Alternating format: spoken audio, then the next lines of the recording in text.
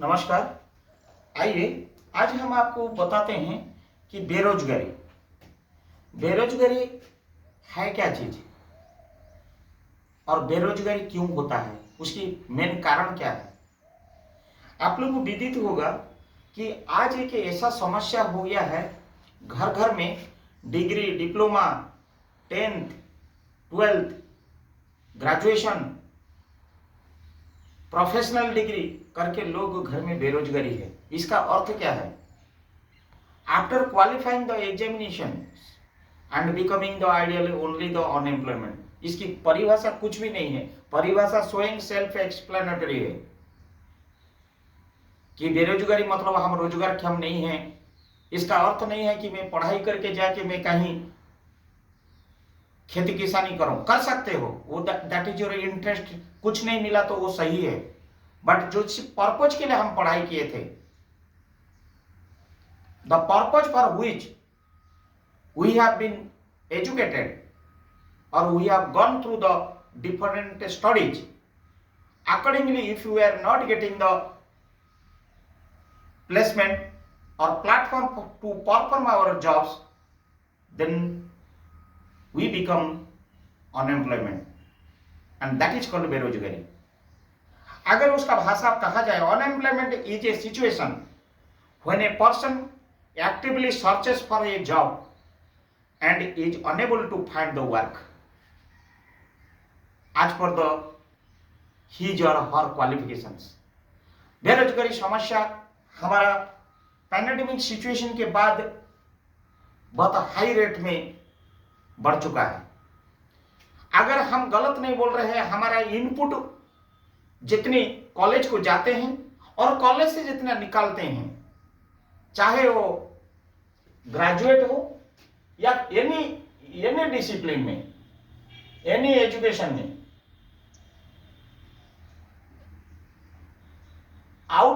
outflow of the candidate is always more than the vacancy। अगर ये दोनों अगर बराबर हो जाए या आउटफ्लो जब लेस देन द वैकेंसी हो जाएगा, तब जॉब अपॉर्चुनिटी खुला रहेगा। जब outflow is less than the vacancy हो जाएगा, तब हम लोग को कुछ अपॉर्चुनिटी मिलेगा। अब तो ये ट्रेंड में चल रहा है, करोड़्स टुगेदर स्टूडेंट्स निकाल रहा है और उसी हिसाब से वैकेंसी नहीं है, जिसके चलते अनएम्प्लॉयमेंट, बेरोजगारी बढ़ते जा रहा है। उसके कॉजेस के बारे में मैं आज बताऊंगा। और अनएम्प्लॉयमेंट रेट में जो बोल रहा हूं, unemployment rate, what is that rate? Unemployment rate means rate of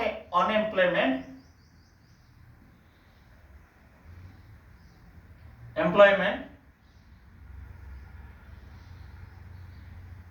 is equal to unemployed workers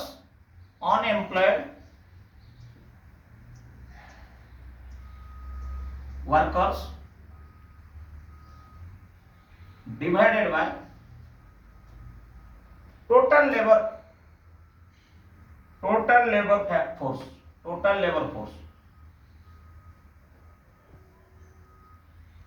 into 100, nothing else। this is the rate of unemployment। मतलब हमारा, मैंने ये जो आउटफ्लो के बारे में बताया, सपोज ये outflow total yearly suppose x quantity निकल रहा है एंड एक्स से मान लीजिए कुछ लोग नौकरी कर चुके हैं, सभी तो आइडियल नहीं होंगे, तो मान लीजिए Y unemployed workers, that means Y minus X is into 100, that is your unemployment rate. ये होता है क्यों? आई, ये जो एक संस्था है जिसको national sample survey organisation NSS बोलते हैं, ये डिफाइंस करता है employment and unemployment on the following activities status of an individual. वो इंडिविजुअल को स्टेटस लेके वो कैटेगराइज करता है। आइए, इन लोगों क्या करता है, ये जब अनएम्प्लॉयमेंट को जब सर्च करते हैं, उनका जो अप्रोच रहता है एनएसएस का, उसकी नंबर 1 है daily approach. Daily approach,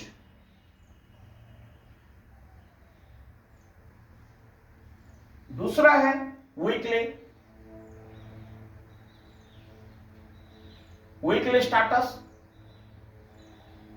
approach, and तीसरा है यूजुअल स्टेटस अप्रोच। इस मेथड्स में इन लोग सर्वे करते हैं कि डेली बेसिस में कितने लोग अनएम्प्लॉयमेंट होते हैं। Unemployment status of a person under this approach is measured for each day in a reference week. A person having no gainful work even for 1 hour, अगर कोई व्यक्ति 1 घंटा भी काम नहीं मिलता है in a day, is described as a daily unemployment. Similarly, weekly and also usual में जो आता है, this gives the estimation of those persons who were unemployed and had no gainful work for major time during the 365 days. ये approach के बारे में हमने बता दिया। हमारा अभी तक भारतवर्ष में जो हम बोलने जा रहा है, टाइप्स ऑफ अनएम्प्लॉयमेंट, कितनी प्रकार बेरोजगारी है। आइए, पहले है distinguished unemployment. Number 1 is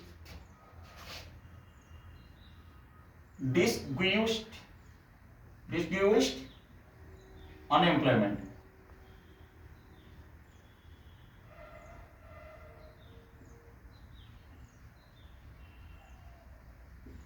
Number 2, structural.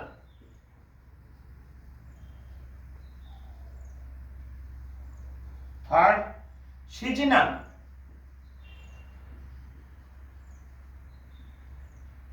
Fourth, vulnerable.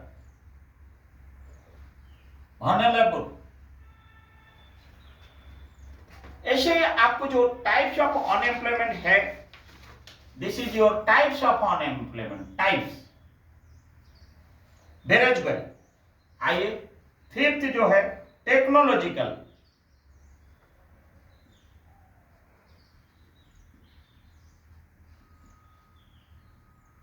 6th है cyclical,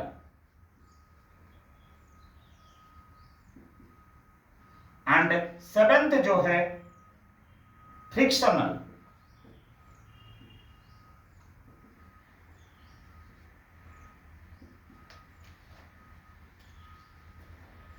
These are the types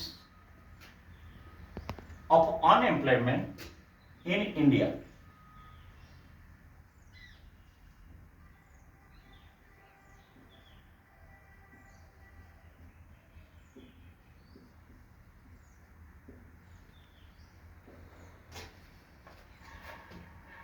इसकी मीनिंग क्या है, आपको जानकारी होना बहुत जरूरी है। नंबर 1 का जो डिस्प्यूटेड अनएम्प्लॉयमेंट है, this type of unemployment where people employed are more than actually needed. Distinguished unemployment is generally traced in unorganised sectors और the agricultural sectors.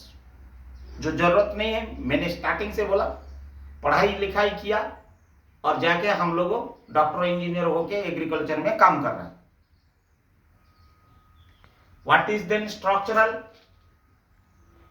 Structural unemployment arises when there is a mismatch between the workers' skill and availability of the jobs in the market. जो market में job है वो मेरे like की, मेरे skills की, मेरे एक्सपीरियंस की, मेरे एक्सपर्टाइज की इक्विवेलेंट और सिमिलरिटी नहीं है। That is called structural. Then what is then seasonal? That is situation of unemployment when people do not have work during certain seasons of the year, such as laborers in India rarely have occupation throughout the year. Or seasonal. Then vulnerable unemployment, peoples are deemed unemployed. Under this unemployment, people are employed but informally, that is without proper job contracts, and thus records of their work are never maintained. मतलब बुला के ले लेना कोई labour को, अरे भाई आज हमारा घर में थोड़ा काम है यार, हमारा इंडस्ट्री में काम है, हमारा संस्था में थोड़ा काम है, हमारा दुकान में थोड़ा काम है, कर लो, लेकिन उसका कोई रिकॉर्ड नहीं है, ना पीएफ है, ना ईएसआई है, ना मेडिकल सुविधा है, ना उसकी पेंशन है, कुछ रिकॉर्ड नहीं है, सेफ्टी नहीं है, उसको हम लोग बोलते हैं भल स्पेलिंग यहां पे है vulnerable। आइए, technological unemployment, the situation when the people lost their jobs due to advancement in the technologies. Technology old obsolete हो गया, मॉडर्नाइज हो गया, न्यू टेक्नोलॉजी आया और कंप्यूटर स्किल आ गया, सीएनसी आ गया, हम ट्रेडिशनल में हैं ना, हमको बेरोजगारी हो गया, अनएम्प्लॉयमेंट तब क्रिएट होता है technological. Due to the technology upgradation, peoples are not cope up with the situation to perform their duties due to the lack of skills experience with respect to the technologies. Cyclical unemployment caused due to the business cycle where the number of unemployment heads rises during the recessions and declines with the growth of the economy. That is cyclical. And frictional is the last one. This is a situation when people are unemployed for a short span of time while searching for a new job or switching between jobs. That is called your frictional unemployment. सबसे बड़ा important जो होता है, हम बोलने जाएंगे कि unemployment का कारण क्या है, what are the causes of unemployment. Very important, किसी कारण के लिए अनएम्प्लॉयमेंट होता है वो जानना बहुत जरूरी है। आइए मैं एक एक करके आप लोग को कॉजेस के बारे में बताता हूं। The major causes, there may be so many causes are there. मैं एक एग्जांपल बता रहा हूं, मैं मेरे बारे में बता रहा हूं। It is a burning example of unemployment. After my completion of graduation, when I applied for a job, मैंने जब अप्लाई किया जॉब को, मेरा इंटरव्यू लेटर आया और मेरे को इंटरव्यू लेटर जब आया, मेरे को दिल्ली तक जाना है और जाना था, लेकिन मेरे पास जाने का किराया नहीं था। इंटरव्यू का जो शेड्यूल था, जो डेट था, जो टाइम था, जो वेन्यू था, वो जगह में पहुंचने के लिए मेरे पास ट्रैवलिंग की हैसियत नहीं था। अगर मैं जाता था, हो सकता है मेरे को उसी दिन या 10 दिन के अंतराल में मेरे को अपॉर्चुनिटी मिल जाता था जॉब का, लेकिन फिर मेरे को पैसा इकट्ठा करना पड़ा। फिर दोबारा मैंने अप्लाई किया, वो जो पीरियड मेरा बेरोजगारी हो गया, that is another cause, that is called due to the scarcity of financial situation. मैं बेरोजगार कुछ पल के लिए हो गया, दैट इज ये unforeseen cause. You may treat as a major cause, may not be treated as a major cause, it is a practical cause. मैंने एक जगह अप्लाई कर रहा था, अचानक लॉकडाउन हुआ, उसका जो ड्यू डेट था मेरा एप्लीकेशन पहुंचने का, हार्ड कॉपी टेस्टिमोनियल की, पहुंच ही नहीं पाया। दैट इज अनएम्प्लॉयमेंट के कारण बन जाता है। ये सब अनफोर्सिन रीजंस। आइए मेजर कॉज बोलते हैं। ये जो अनएम्प्लॉयमेंट होने का कारण है, नंबर 1 लार्ज पॉपुलेशन। आपको पता होगा जिस प्रकार हमारा भारतवर्ष में पॉपुलेशन की ग्रोथ होती है, हमारा 2011 का जनगणना के आसपास में, 2011 में हम लोग का 121 करोड़ के आसपास था जनसंख्या।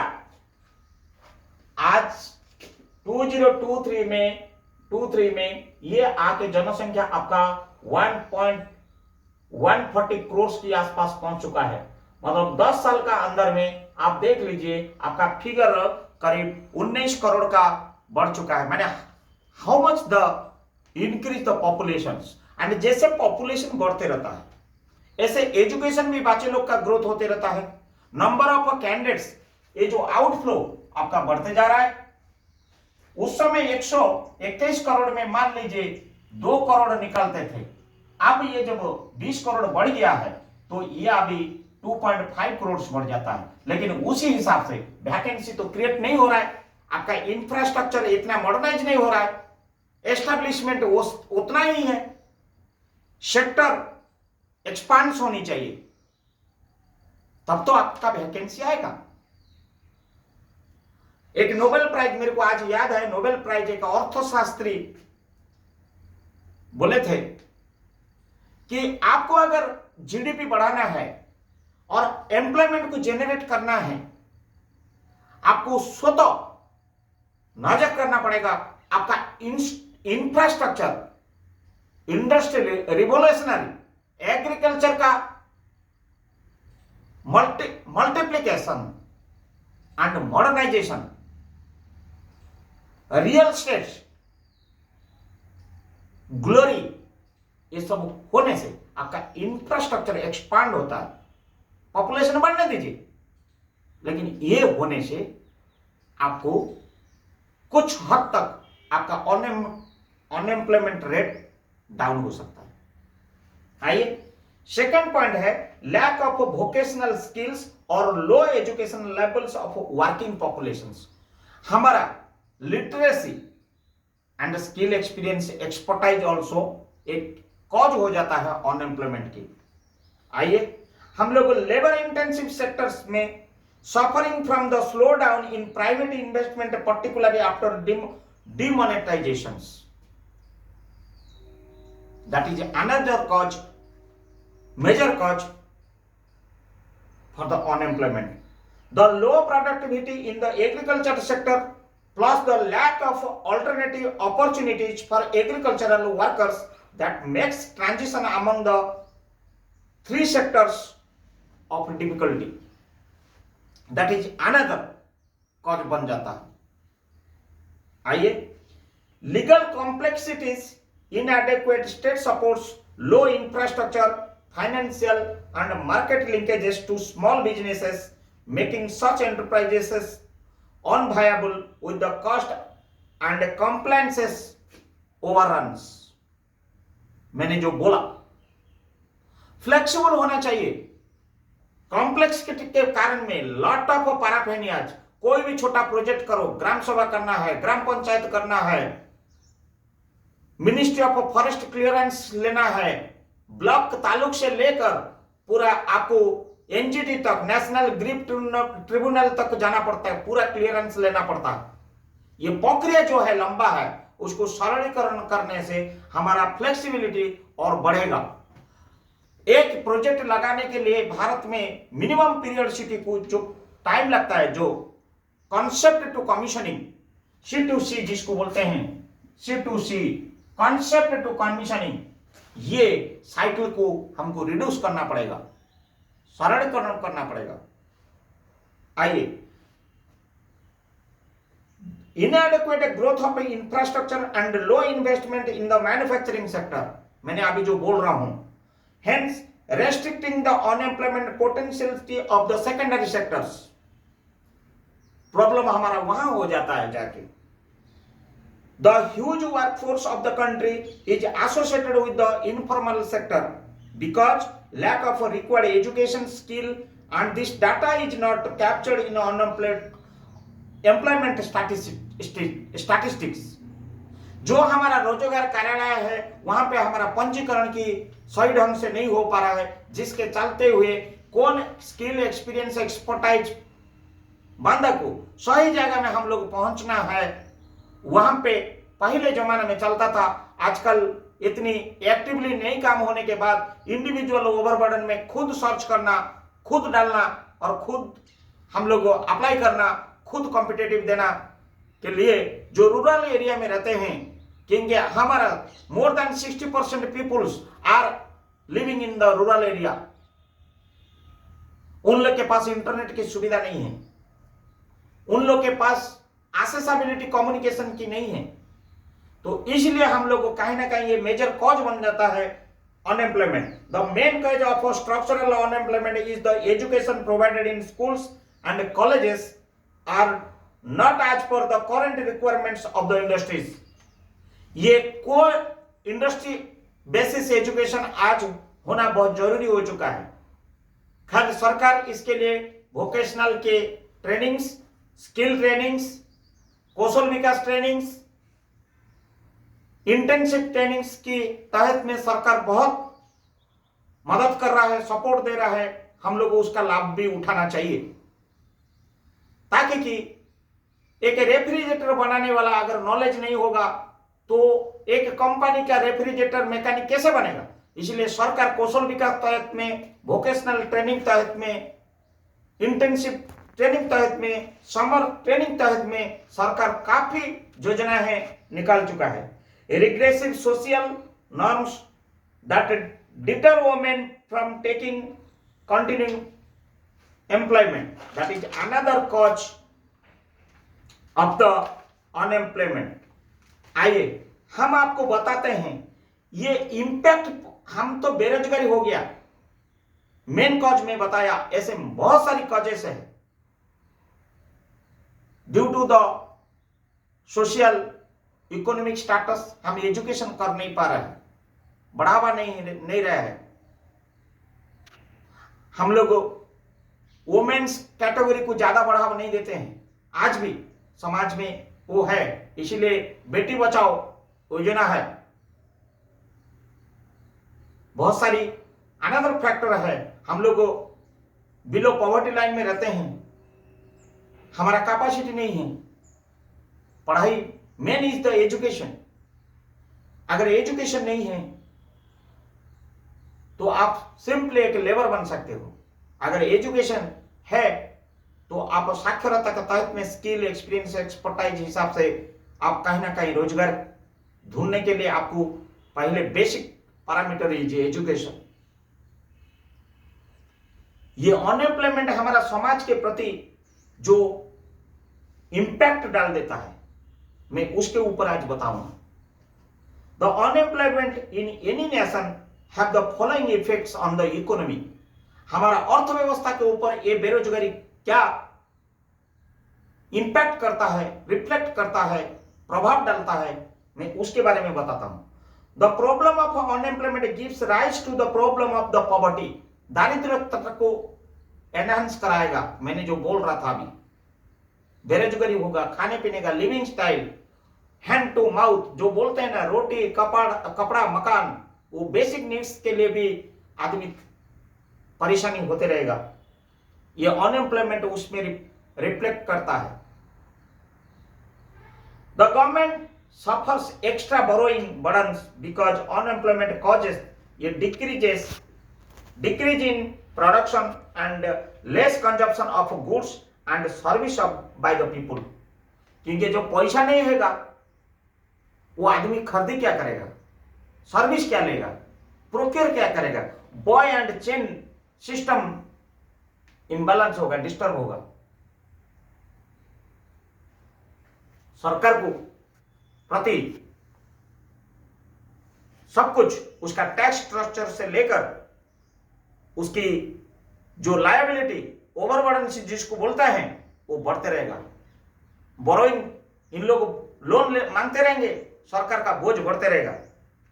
आइए next, unemployed persons can easily enticed by anti social elements. जब बेरोजगार हो जाएगा वो क्राइम करने के लिए मजबूर हो जाएगा, इलीगल काम करेगा, अनसोशल काम करेगा, अनसोशल एलिमेंट्स में इन्वॉल्व होगा, फ्रस्ट्रेटेड होगा, स्ट्रेस लेवल बढ़ाएगा। This makes them loss faith in democratic values of the country. दूसरा जो इंपैक्ट डालेगा, people unemployed for a long time may indulge in illegal and wrong activities for earning money, which increases crime in the country. Already I told you, explained you. Unemployment affects the economy of the country, as the workforce that could have been gainfully employed to generate resources actually gets dependent on the remaining working populations, thus escalating socio-economic cost for the state. For instance, 1% increase in unemployment reduce the GDP by 2%. A बहुत important increase 1% of unemployment and reduce 2% GDP. This is the any country is a very important factor. Increase 1% unemployment, reduce 2% GDP. That is the major impact of the unemployment.